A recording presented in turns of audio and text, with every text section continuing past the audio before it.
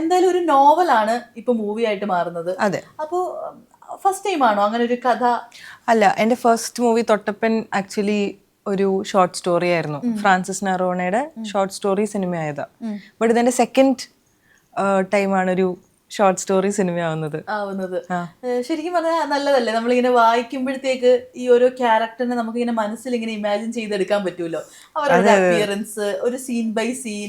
ശരിക്കും ആദ്യം വായിച്ചിരുന്നോ ഷോർട്സ്? ഞാൻ സ്ക്രിപ്റ്റ് വായിച്ചു കഴിഞ്ഞിട്ടാണ് ആക്ച്വലി ഷോർട്ട് സ്റ്റോറി വായിക്കുന്നത്. ഞാൻ ചെറുപ്പം തൊട്ട് നല്ലോണം വായിക്കുന്ന ഒരാളാണ്. എൻ്റെ അച്ഛൻ റൈറ്ററും കൂടിയാണ്. അപ്പൊ ഞാൻ പറഞ്ഞ മറ്റേ ഇമാജിനേഷൻ. അതെ അതെ. അപ്പൊ വായിക്കുമ്പോൾ നമുക്ക് എന്തും ഇമാജിൻ ചെയ്യാലോ. ഒരു ബഡ്ജറ്റ് ഇല്ലല്ലോ ഇമാജിനേഷന്, സിനിമയ്ക്കല്ലേ ബഡ്ജറ്റ് ഉള്ളത്. അപ്പോൾ ഞാൻ പണ്ടിങ്ങനെ ഒരു ബുക്ക് വായിച്ചിട്ട് അത് സിനിമയാവുമ്പോൾ ഞാൻ കാണുമ്പോൾ ഇങ്ങനെ ഇടയ്ക്ക് നോക്കും, ഞാൻ ഇമാജിൻ ചെയ്തത് തന്നെയാണോ അല്ലയോ. ബട്ട് പിന്നെ നമ്മൾ സിനിമ ചെയ്ത് തുടങ്ങിയപ്പോഴാണ് അതിൻ്റെ ഒരു ശരിക്കും പ്രഷർ മനസ്സിലായത്. ഫസ്റ്റ് സിനിമ ഒരു ബുക്കായിരുന്നു, ബെസ്റ്റ് സെല്ലിംഗ് ഒരു നോവലായിരുന്നു തൊട്ടപ്പൻ എന്ന് പറഞ്ഞിട്ട്.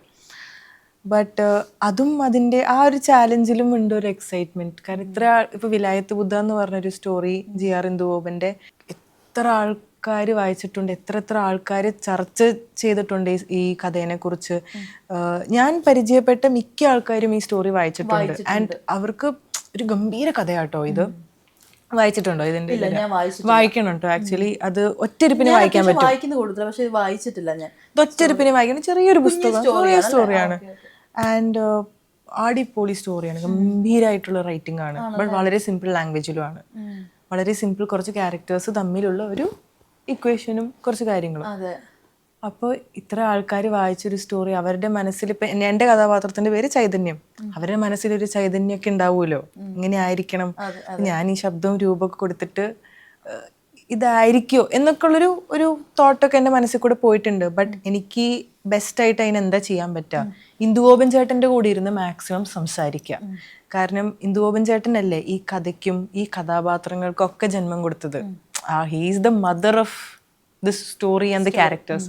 അപ്പോൾ ഞാൻ അത്യാവശ്യം കുറേ ഇങ്ങനെ ഇരുന്ന് സംസാരിക്കും. ഇത് തന്നെയാണോ നിങ്ങൾ ഉദ്ദേശിച്ച ചൈതന്യം? ഇതാണോ നിങ്ങൾ മനസ്സിൽ കണ്ട ചൈതന്യം? ഞാനൊക്കെ ചോദിക്കാറൊക്കെ ഉണ്ട്. അപ്പം കാരണം എൻ്റെ ഫസ്റ്റ് പ്രയോറിറ്റി എന്ന് പറയുമ്പോൾ ഈ കഥാപാത്രത്തെ സൃഷ്ടിച്ചെടുത്ത ആള് സാറ്റിസ്ഫൈഡ് ആണോ, നമ്മൾ 100% കൊടുക്കണം. More than 100%. സത്യം, മോർ ദാൻ 100%. എന്തൊക്കെയാ വെയിറ്റ് ഒക്കെ ഗെയിൻ ചെയ്തു? വെയിറ്റ് ഗെയിൻ ഉണ്ടായിരുന്നു. ഐ തിങ്ക് ഒരു കുറച്ച് കിലോസ് ഗെയിൻ ചെയ്യേണ്ടി വന്നിട്ടുണ്ടായിരുന്നു. ആൻഡ് കാരണം ആ കഥാപാത്രത്തിന്റെ ആ ഒരു ഫിസിക്ക് ആവശ്യപ്പെടുന്ന ഒരു ഇതായിരുന്നു. പിന്നെ ഞാൻ ഒരു ക്യാമ്പൊക്കെ ഉണ്ടായിരുന്നു നമുക്ക് ഇവിടെ കൊച്ചിയിലൊരു ക്യാമ്പ് ഉണ്ടായിരുന്നു. ക്യാമ്പിന് ഫസ്റ്റ് ഡേ ഞാൻ പ്രിയംവദ എന്ന എൻ്റെ കോസ്റ്റ്യൂമിലൊക്കെയാണ് പോയത്. പിന്നെ അവരെന്നെ പറഞ്ഞു, അസോസിയേറ്റ് എന്നോട് പറഞ്ഞു, പ്രിയംവദ ഒരു കാര്യം ചെയ്യൂ, ചൈതന്യത്തിന്റെ ഒരു കോസ്റ്റ്യൂം തരാം, നാളെ തൊട്ട് ചൈതന്യത്തിന്റെ സാരിയൊക്കെ ഇട്ട് വരൂ. അപ്പോൾ കുറച്ചും കൂടി ഫ്രീ ആവും, കുറച്ചും കൂടി ആ ഒരു ബാരിയർ ഒന്ന് ബ്രേക്ക് ചെയ്യാൻ പറ്റും. എന്നെ നല്ലോണം ഹെൽപ്പ് ചെയ്തു. ഞാൻ ആദ്യമായിട്ടാണ് ഒരു ക്യാമ്പിൽ ഒരു ക്യാരക്ടർ കോസ്റ്റ്യൂം ഇട്ട് പോണത്. അത് രസമല്ലേ, കാരണം ബാക്കി എല്ലാവരും നോർമൽ കോസ്റ്റ്യൂം, ഞാൻ മാത്രം വേറൊരു കോസ്റ്റ്യൂം ഒക്കെ ഇട്ട് രസമായിരുന്നു അത്. പിന്നെ അത്യാവശ്യം നല്ലോണം റിഹേഴ്സൽ ചെയ്തിട്ടുണ്ടായിരുന്നു. ഇവിടെ മറയൂരേക്കൊക്കെ പോണതിന് മുന്നേ ഇവിടെ Vinod Ganga associate director, and Kiran റാഫേലും അസോസിയേറ്റ് ഡയറക്ടേഴ്സ് ആണ്. വിത്ത് ജയൻ ചേട്ടൻ നമ്മുടെ ഡയറക്ടർ. ഇവർ അത്യാവശ്യം പണിയെടുത്തിട്ടുണ്ട് കേട്ടോ. എന്നും എൻ്റെ കൂടെ ഇരുന്ന് റിഹേഴ്സ് ചെയ്യും. അപ്പോൾ ഞാൻ എൻ്റെ ചൈതന്യമായിട്ട് എൻ്റെ ഡയലോഗ്സ് ഒക്കെ പറയുമ്പോൾ വിനോദേട്ടനാണ് ഡബിൾ മോഹനനായിട്ട് പെർഫോം ചെയ്യുന്നത്. വിനോദേട്ടൻ അടിപൊളി ഒരു ആക്ടറും കൂടിയാണ്. അപ്പോൾ അങ്ങനെ കുറച്ച് പ്രിപ്പറേഷൻസ് ഉണ്ടായിരുന്നു. പിന്നെ ഞാൻ ആദ്യമായിട്ട് മറയൂർ പോണത് ഈ പടത്തിന്റെ ഷൂട്ടിന്റെ മുമ്പാണ്. അതിന് മുമ്പേ മറയൂർ പോയിട്ടില്ല ഇതുവരെ. 3 വരെ പോയിട്ടുള്ളൂ. എന്റെ വീട്ടിൽ മറയൂർ ശർക്കര എന്ന് എഴുതിയ പാക്കറ്റുകളൊക്കെ ഉണ്ട്. അതിൽ ഇതുവരെ പോയിട്ടില്ല. രസമാണ്. 3 വരെ പോയിട്ടുണ്ട്, ഇടുക്കി വരെ പോയിട്ടുണ്ട്. പക്ഷെ മറയൂർ ഞാൻ ഇതുവരെ പോയിട്ടില്ല. ഭയങ്കര ബ്യൂട്ടിഫുൾ പ്ലേസ് ആണ്. ബ്യൂട്ടിഫുൾ. മറയൂര്, കാന്തല്ലൂര്, എന്ത് രസമുള്ള സ്ഥലം. അപ്പൊ അവിടെ പടം ഷൂട്ട് ചെയ്യുന്നതിന്റെ ഒരു 9-10 ഡേയ്സ് മുമ്പാണ് പോയത്. അവിടെയും ഒരു ചെറിയ ക്യാമ്പ് ഉണ്ടായിരുന്നു മറയൂര് വെച്ചിട്ട്, ഒരു 2-3 ഡേയ്സ് ക്യാമ്പ് ഐ തിങ്ക്. പിന്നെ അവിടെ ഇനി എന്താ ചെയ്യാൻ പറ്റുക, മറയൂരെത്തി, ഇനി ഷൂട്ട് തുടങ്ങുന്നതിന് മുന്നേ കുറച്ചും കൂടി ഒന്ന് ബെറ്റർ ആക്കാൻ വേണ്ടി എന്താ ചെയ്യാൻ പറ്റുക.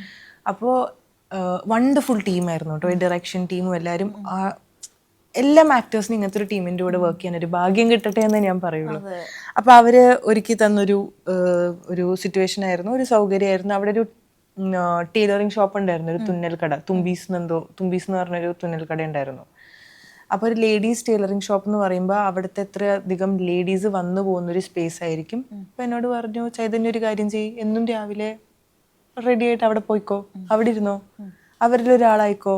ഇപ്പോൾ തുന്നാൻ അറിയില്ലെങ്കിൽ തുന്നണ്ട, അവിടെ റിസപ്ഷനിൽ ഇരിക്കുക. അപ്പം ഞാൻ എന്നും പോവും, രാവിലെ റെഡിയായി പോവും, ജോലിക്ക് പോണ പോലെ അവിടെ പോവും, അവിടെ ഇരിക്കും.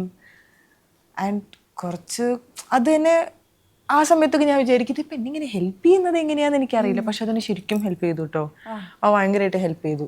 അത് കുറച്ചുകൂടി അഡാപ്റ്റ് ചെയ്തെടുക്കാൻ അത് മാത്രല്ല, ഓരോ ടെറൈനിലെ ആൾക്കാർ നടക്കുന്ന രീതികളും ഡിഫറെന്റ് ആയിരിക്കും. അതെ, അത് കുറച്ചും കൂടി ഒരു ഹൈ റേഞ്ച് ഉള്ള ഒരു ടെറൈൻ ആണ്, കാര്യങ്ങൾ തണുപ്പ്. അപ്പോൾ കുറെയൊക്കെ ഷൂട്ടിന് കുറച്ച് ദിവസം മുന്നേ പോയി അവിടെ നിന്ന് തുടങ്ങിയത് കൊണ്ട് ഷൂട്ട് ആകുമ്പോഴത്തേക്ക് നമ്മൾ അറിയാണ്ട് അഡാപ്റ്റ് ചെയ്ത കുറെ കാര്യങ്ങളുണ്ടാവും. നടപ്പിലൊക്കെ എന്താ വ്യത്യാസം എന്താ വ്യത്യാസം എന്ന് പറഞ്ഞു കഴിഞ്ഞാൽ എനിക്കിനി വേർഡ്സിൽ പറയാൻ അറിയില്ല. പക്ഷെ ഇപ്പം ഞാൻ തൃശ്ശൂരുകാരിയാണ്. തൃശ്ശൂരിന്റെ ടെറൈനേ അല്ല മറയൂർ ടെറൈൻ അല്ലേ? അപ്പോൾ എന്തെങ്കിലും ചെറിയ വ്യത്യാസങ്ങൾ എന്തായാലും ഉണ്ടാവില്ലേ?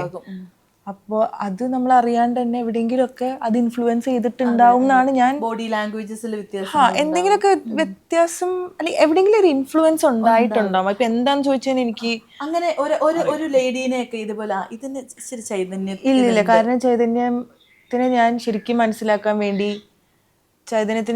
മനസ്സിലാക്കാൻ വേണ്ടിയിട്ട് എനിക്ക് മാക്സിമം ബെസ്റ്റ് ചെയ്യാൻ പറ്റുക ഇന്ദുഗോപൻ ചേട്ടനോട് സംസാരിക്കാം. അതെ. ഇപ്പൊ രാജുവേട്ടനെ കുറിച്ച് നോക്കുകയാണെങ്കിൽ നമ്മള് എപ്പോഴും കാണുന്ന ആ ഒരു ലുക്കേ അല്ല, ശരിക്കും ആ ഒരു നാട്ടിലുള്ള ഒരാളായിട്ട് ഡബിൾ മോഹനൻ. അതെ, അവിടെ ഉള്ള ഒരാളായിട്ട് മാറി. അപ്പം നമ്മളിങ്ങനെ ആലോചിച്ച് ചെയ്തു ആ ഒരു എപ്പോഴും നമുക്ക് രാജുവേട്ടനെയൊക്കെ മേക്കപ്പ് ഇല്ലാണ്ട് കണ്ടാലും മറ്റേ ഒരു ഗ്ലാമർ, ഒരു പോഷ് ലുക്ക് നമുക്ക് ഫീൽ ചെയ്യും. പക്ഷെ ഇതിനകത്ത് പറയുമ്പോഴത്തേക്ക് ആ ഒരു ക്യാരക്ടറിനോട്ട് അത്രയും നിന്നു. നിങ്ങൾ തമ്മിലുള്ള ഒരു കോമ്പിനേഷനുള്ള സോങ് സീക്വൻസ് ഒക്കെ കണ്ടിട്ടുണ്ടായിരുന്നു. അപ്പോൾ ശരിക്കും പറഞ്ഞാൽ ആ നാട്ടിലുള്ള ആ 2 പേരാണെന്ന് നമുക്ക് ഫീൽ ചെയ്യും.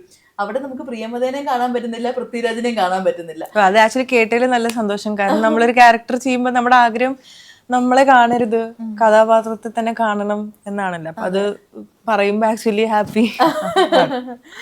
ശരിക്കും പറഞ്ഞാല് ഇപ്പം പ്രിയമത ഈ ഒരു ക്യാരക്ടർ അഡാപ്റ്റ് ചെയ്തതിനെ കുറിച്ചിട്ട് നമ്മുടെ അടുത്ത് പറഞ്ഞു. രാജുവേട്ടൻ എങ്ങനെയായിരുന്നു ഈ ഒരു റോളിലോട്ട് മാറിയത്? ആസ് എ വ്യൂവർ അത് കണ്ടപ്പോ എങ്ങനെയാ ഫീൽ ചെയ്തത്? ഫസ്റ്റ് ഓഫ് ഓൾ രാജുവേട്ടൻ അത്രയും എക്സ്പീരിയൻസ്ഡ് ആയിട്ടുള്ള ഒരു ആക്ടറാണ്. തീർച്ചയായിട്ടും അത്രയും ഇയേഴ്സ് ഓഫ് എക്സ്പീരിയൻസ് ഉണ്ട്, അത്രയും ഇയേഴ്സ് ഓഫ് ബ്രില്യൻസ് ഉണ്ട്. ഈ സ്റ്റോറീസ് മൂവി ആവുന്നത് ഒരുപാട് ചെയ്തിട്ടുണ്ട്. അതെ. അത് മാത്രല്ല, ആള് സ്വന്തം ഒരു ബ്രില്യൻ ഫിലിം മേക്കറും കൂടിയാണ്. അപ്പോൾ രാജുവേട്ടൻ്റെ പ്രോസസ്സ് എന്താണോ ചോദിച്ചു കഴിഞ്ഞാൽ എനിക്കറിയില്ല. പക്ഷെ ഞാൻ ആദ്യമായിട്ട് രാജുവേട്ടനെ നേരിട്ട് കാണുന്നത് നമ്മൾ ഷൂട്ട് ചെയ്യുന്നതിൻ്റെ ഒരു ദിവസം മുമ്പാണ്. അപ്പം അന്ന് ഞാൻ കാണുന്നത് പൃഥ്വിരാജ് സുകുമാരനായിട്ടാണ്, ഒരു സൂപ്പർ സ്റ്റാർ പൃഥ്വിരാജ് സുകുമാരൻ. നമ്മളെല്ലാവരും സ്നേഹത്തോടെ രാജുവേട്ടൻ എന്ന് വിളിക്കുന്ന ഒരു സൂപ്പർ സ്റ്റാർ. പക്ഷെ അടുത്ത ദിവസം ഷൂട്ടിൻ്റെ ഫസ്റ്റ് ഡേ ഞാൻ രാജുവേട്ടനെ പിന്നെ കാണുന്നത് ഈ മോഹനൻ്റെ കോസ്റ്റ്യൂം, മുണ്ട്, ആ ട്രൗസർ, ഈ ഷർട്ട്, അതിൻ്റെ അകത്തൊരു ബനിയൻ, ഇതായിട്ടാണ് ഞാൻ രാജുവേട്ടനെ സെറ്റിൽ ആദ്യമായിട്ട് കാണുന്നത്. ഞാൻ ഡബിൾ മോഹനനായിട്ടാണ് കണ്ടത്. അപ്പൊ അത് ഭയങ്കര രസമാണ് കേട്ടോ, രസമുള്ളൊരു പരിപാടിയാണ് അത്.